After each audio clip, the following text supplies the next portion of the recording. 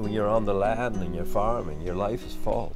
So you end up doing stuff that you have to do. Not by somebody telling you what to do, but the elements or you know, how things are growing in the field and all this. This is what directs you. It's not some human voice. My name is Vince McIntyre. I'm a farmer and I do woodworking. A jack of all trades, you might as well call me, yeah. I've been here since 1979. That must be over 30 years, I guess, yeah.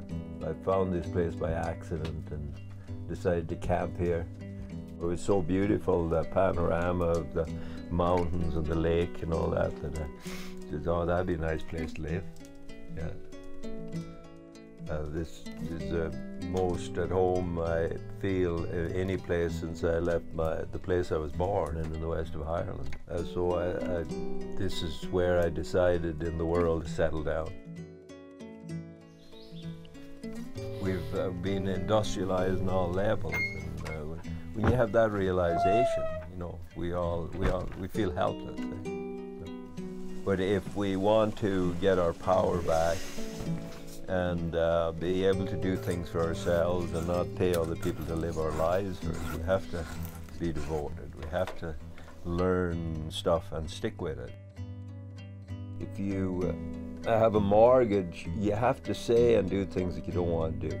You know, when I hit my mid-40s, I decided, you know, this work that I'm doing is totally meaningless to me, you know, making a bunch of money, and decided I'm going to try not to have to do this. And that's when I decided to farm, right?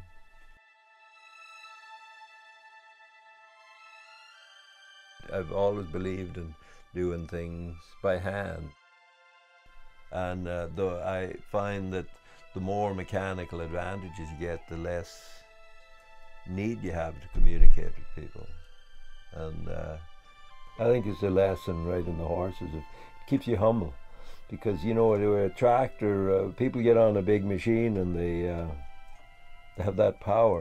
But with a horse, you have to be polite.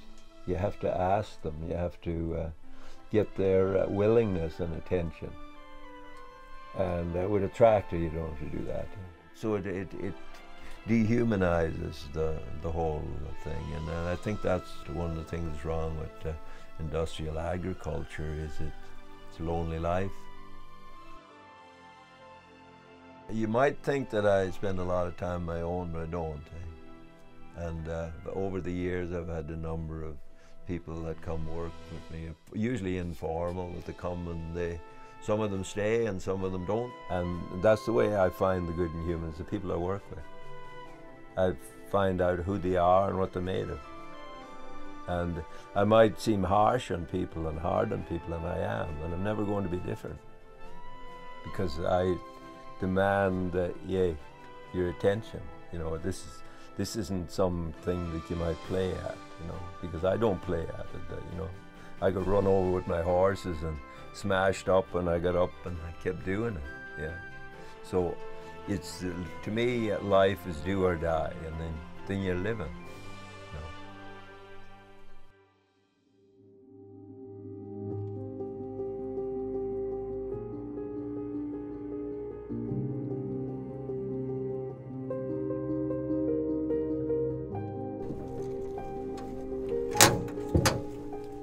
This old GMC van, back in 1979, it was my home, and I traveled from place to place, and I carried everything I owned in it, and I had my canoe on top, and yeah, I didn't realize back then, but that was his last voyage when I come up here.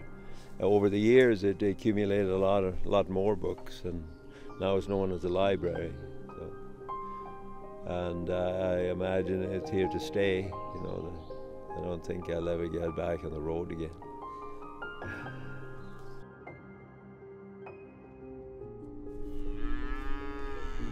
Oh yeah, I know my cattle, and I know each individual and what to expect of them, pretty much. Yeah. When they're out, if she sees it coming and she thinks we're going to catch her, she'll head. anywhere but the way you wanted to go, but we'll kind of pretend we're lost or something. Okay. The way I live isn't ideal. It has drawbacks. It would be much better if I had my farm all in one place and I could look out on it and go out there and see my cattle every day, but I don't have that. So I make the best of what I do have, and I'm a traveler by nature, and I have a nomadic heart. You know, that's maybe some of my regrets that I didn't travel more, that I quit traveling. So this kind of fulfills it to some degree, nomadic farming style. Yeah.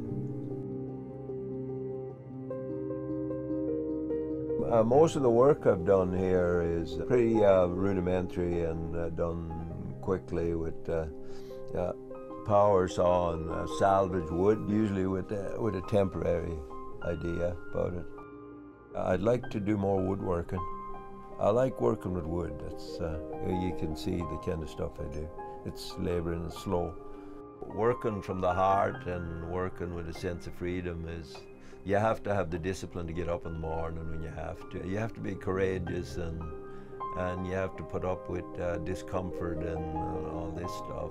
You don't succumb to your pains and aches and tiredness or whatever. You exert your willpower to do what you have to do. Well, one of my favorite poems is Rage Against the Dying of the Light, That's by Dylan Thomas. You're fighting, going down. And that's pretty much where I live, how I live my life.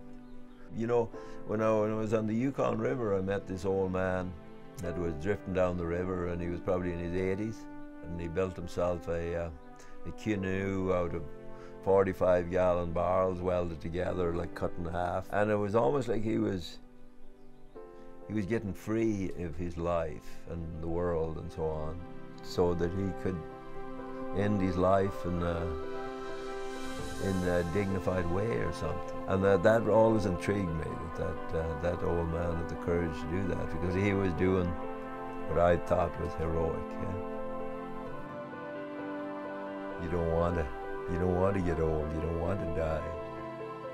Then I'm a very stubborn by nature, and then I'll see who's going to win this. If I'm going to leave, I'm not going to leave easy. That was in my attitude, and still is. Yeah.